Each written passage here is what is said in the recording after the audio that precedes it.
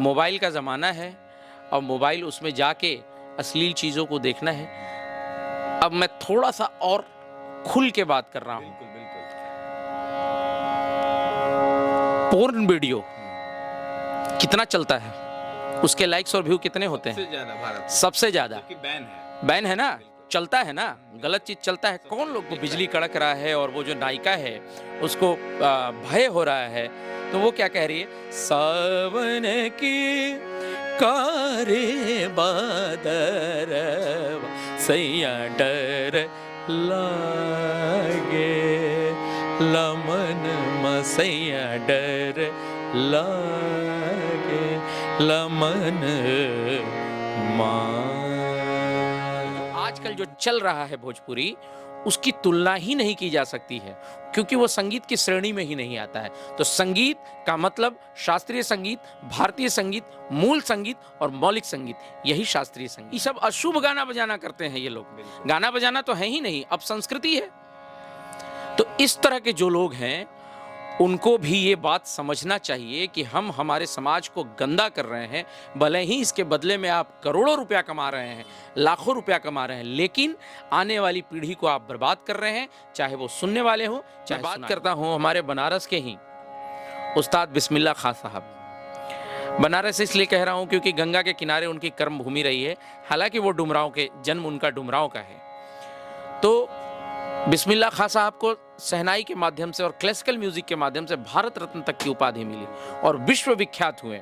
और जैसा संगीत साधना के बल पर उन्होंने अपने अंदर उसको साध लिया, वहां तक पहुंचना किसी और संगीत के माध्यम से मुश्किल ही नहीं है, नामुमकिन है। और दूसरा नाम पंडित रविशंकर जी, सितार वादक। ये दोनों कलाकार भारत रत्न की उपाधि से विभूषित हैं। क्या आपको लगता है कि भोजपुरी संगीत के माध्यम से कोई भारत रत्न की उपाधि पा सकता है? नमस्कार, मेरा नाम अभय कुमार है और आप अब जनता बोली की न्यूज़ देख रहे हैं। आज आपको हम जिस शख्सियत के बारे में बताने जा रहे हैं, आपको बता दें कि ना जाने देश में कई सारे ऐसे सम्मान हैं जो इनको मिल चुका है। सबसे पहले मैं आपको इनके कमरे के बारे में बताऊंगा कि यहाँ पर ध्यान से एक बार देखिए इधर, कि आप जब देखेंगे इस कमरे को ध्यान से तो आपको देखने को मिलेगा कि ना जाने कई सारे पुरस्कार हैं जो कि इस कमरे में लगे होंगे। और सारे पुरस्कार आपको बता दें कि बड़े बड़े इवेंट्स के हैं, जहां पर सर को बुलाया जाता है और बड़े बड़े लोग सम्मानित करते हैं, क्योंकि इनमें वह कला है, वह टैलेंट है। और इससे पहले आपको बता दें कि पंडित बिरजू महाराज जी जो थे, उनके शिष्य हैं बक्सी विकास जी। इनसे हम बात करेंगे, लेकिन सबसे पहले बता दें कि बिहार में हम लोग हैं, बिहार के आरा में। और आरा आपको बता दें कि कलाकारों का शहर कहा जाता है आरा को। यहाँ ना जाने कई ऐसे सुपरस्टार पैदा लिए जिनके बारे में पूरा देश और दुनिया जाना। सबसे पहले तो सर बहुत बहुत स्वागत है आपका। नमस्कार, आपका भी अभिनंदन, और जो श्रोता इस समय आपका ये सेशन देख रहे हैं उनको भी प्रणाम। सर, आपके बारे में तो शायद मुझे लगता है कि परिचय देने की ज़रूरत नहीं है। आप पूरे विख्यात हैं पूरे भारत भर में। लेकिन सर, सबसे पहला सवाल लेंगे, आरा में हम लोग हैं और आरा कलाकारों की धरती है। सबसे पहला सवाल यही लेंगे कि आखिर क्लासिकल सिंगिंग में और जो भोजपुरी में आजकल चल रहा है, गंदगी फैला हुआ है, आप देख पा रहे होंगे, इन दोनों में विशेष अंतर क्या है सर? देखिए, क्लासिकल म्यूजिक जो है ये हमारे संगीत का अस्तित्व है। क्लासिकल म्यूजिक और भोजपुरी जो आप बात कर रहे हैं, जो आजकल चल रहा है, मैं संगीत शब्द उसके लिए नहीं उचित समझता हूँ, इसलिए मैं मुझे भोजपुरी संगीत नहीं कह सकता हूँ, भोजपुरी कह लेते हैं। इसकी कोई तुलना नहीं है। बहुत छोटी सी बात आप समझिए, क्लासिकल म्यूजिक जो है वो साधना है, त्याग है, लगन है, समर्पण है।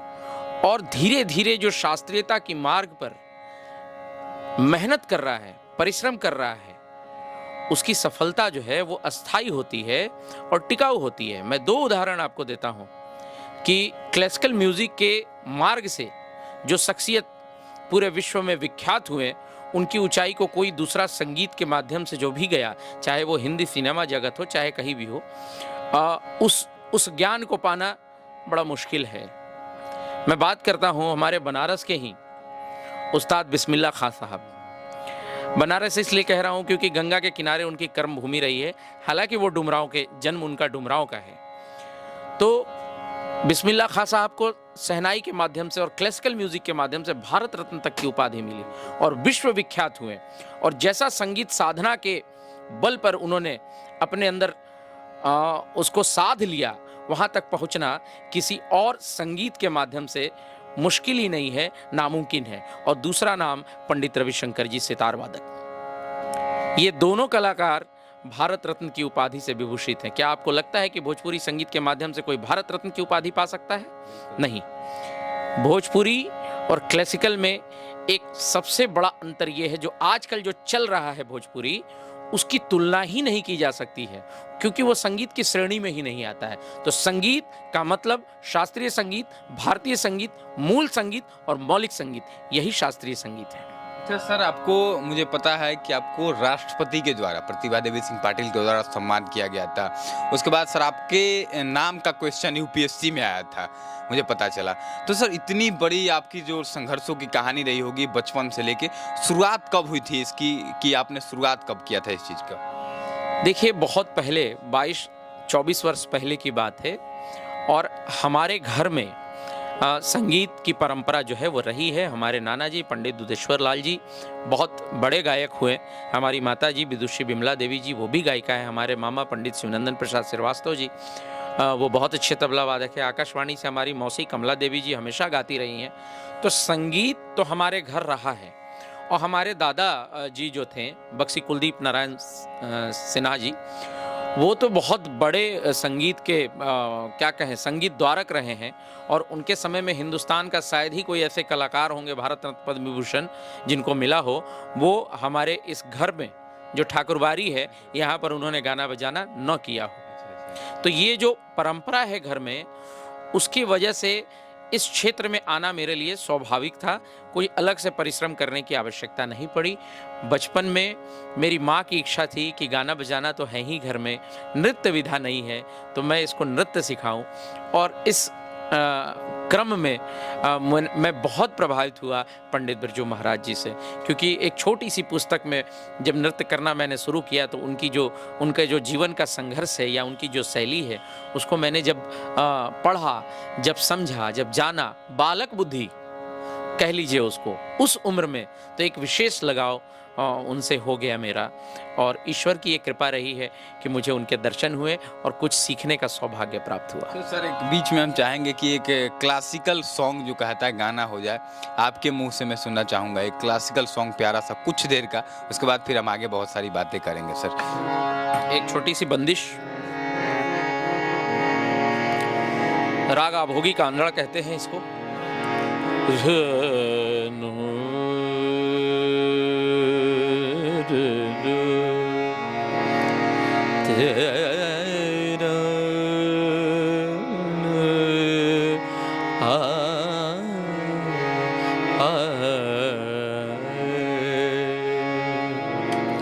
सैया डर लागे ला मन, सैया डर लागे मन, सावन के कारे बदरवा, सावन के, अभी सावन जैसा माहौल भी है, बरसात भी है और काले काले बादल आपको आकाश में दिख रहे हैं।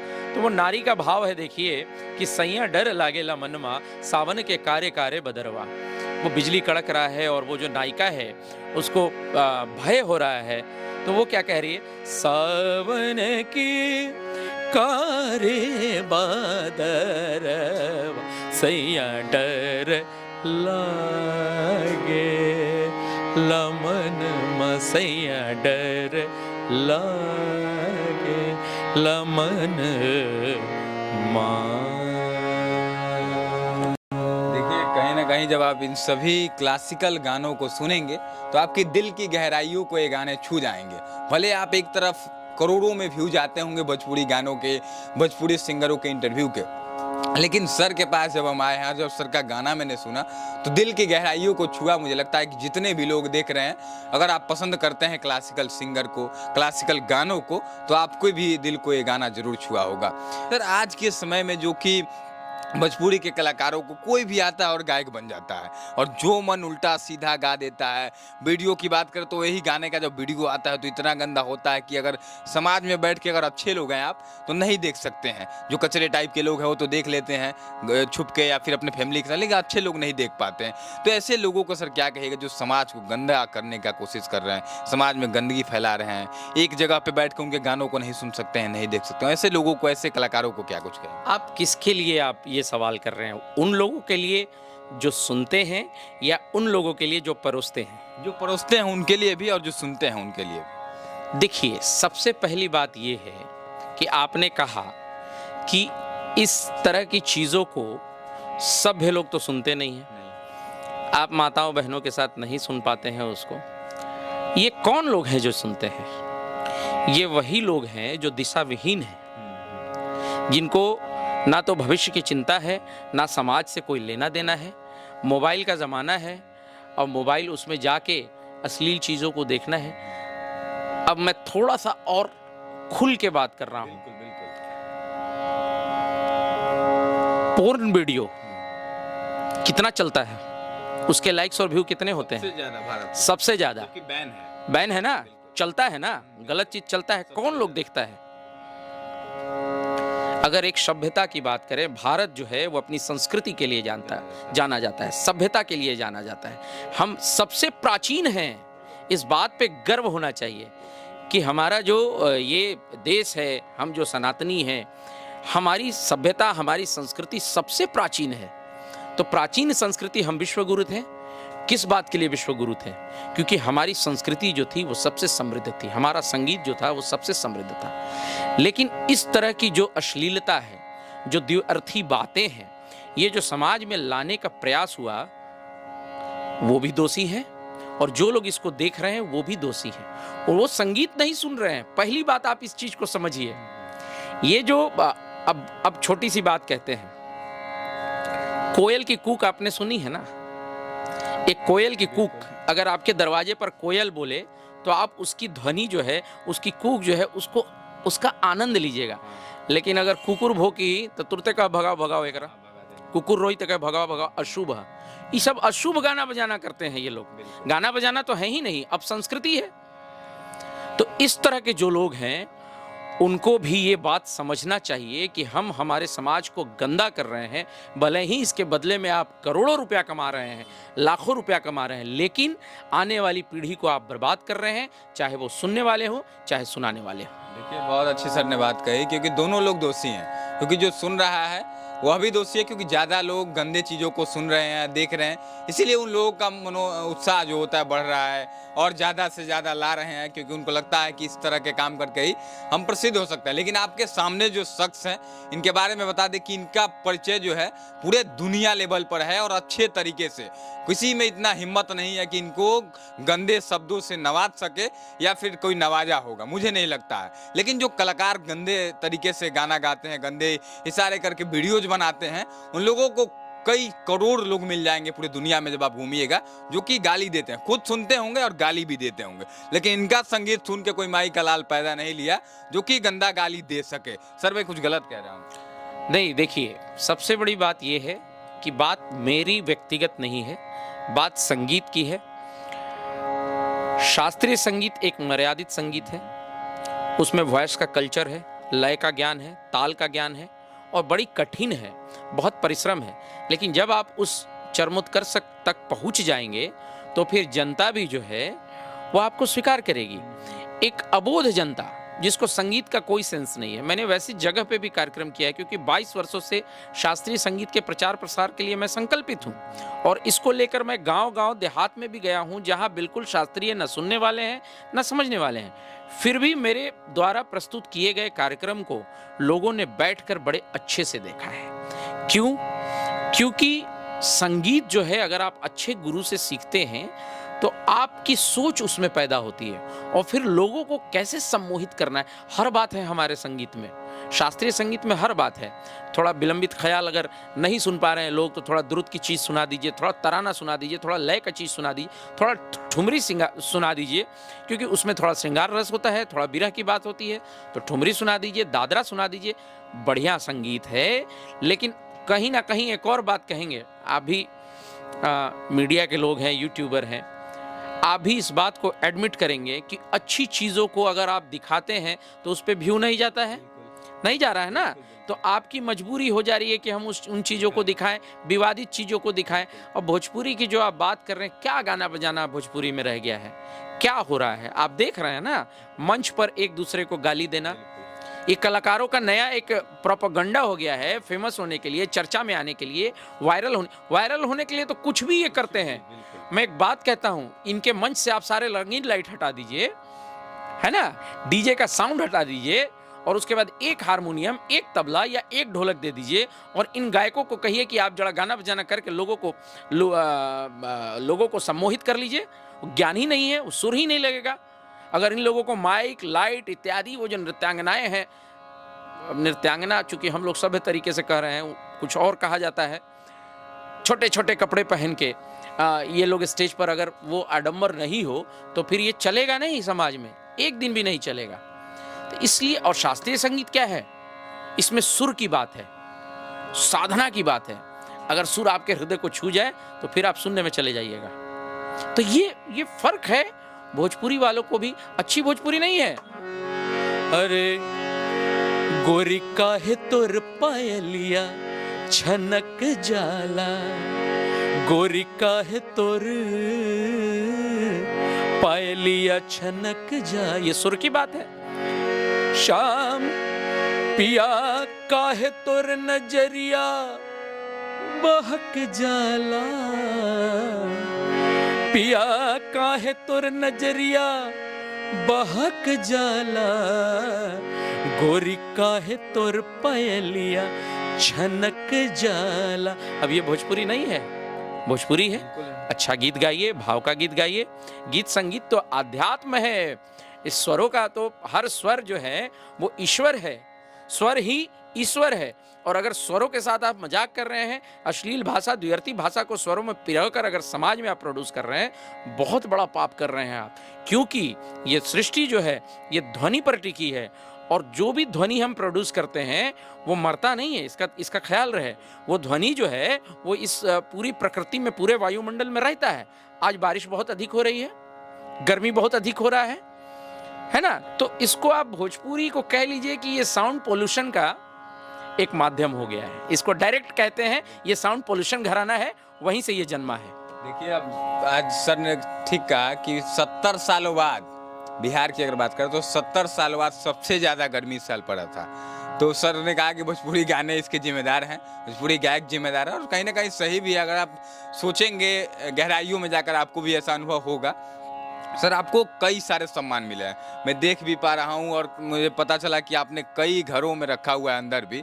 तो लगभग सर आपको कितने सम्मान अब तक मिले होंगे? मुझे लगता है आपको याद भी नहीं होगा। देखिए, मुझे अपने सम्मान के विषय में सिर्फ मैं इतना कहता हूँ कि लोग जो हैं, अगर उनको लगता है कि मेरा काम जो है वो सकारात्मक है और क्लासिकल म्यूज़िक को लेके एक प्रयास मेरा जो है वो सराहनीय है, तो लोग उस चीज़ को सम्मान के रूप में, पुरस्कार के रूप में मुझे देते हैं। लेकिन याद मुझे इसलिए नहीं रहता क्योंकि मुझे जब वो मिलता है, हमारे गुरुजी की प्रतिमा यहाँ लगी हुई है, हम उनके चरणों में रख देते हैं, माता पिता को प्रणाम करते हैं और फिर अपने कारवां में आगे बढ़ते जाते हैं। इसलिए पुरस्कार और सम्मान क्या मिला क्या नहीं मिला ये बहुत ज़्यादा महत्व नहीं रखता है मेरे लिए, काम महत्व रखता है। अच्छा सर, ऐसा कभी हुआ कि आप कहीं गाना गा रहे हो और कोई बड़ा आदमी, जैसे कहते हैं कि राष्ट्रपति के पास भी आपको सम्मान मिला था एक बार, तो कोई बड़ा आदमी मोहित हो गया हो और आपको दीवाना हो गया हो सुन करके गानों को, कहीं ऐसा हुआ और कोई आके कहा हो कि मैं मतलब आज दिल जीत लिया आपने पहली बार? नहीं, ऐसा होता है। कई कार्यक्रम हमारे ऐसे हुए हैं जहाँ पर लोग प्रभावित हुए हैं मेरे कार्यक्रम से, नृत्य के कार्यक्रम से, और गुरु की कृपा है कि 2 राष्ट्रपति के समक्ष मुझे प्रदर्शन करने का अवसर प्राप्त हुआ है और इन लोगों से पुरस्कार प्राप्त हुआ है, राज्यपाल से पुरस्कार प्राप्त हुआ है, दिल्ली के लाल किले पर भी मैंने कार्यक्रम किया है।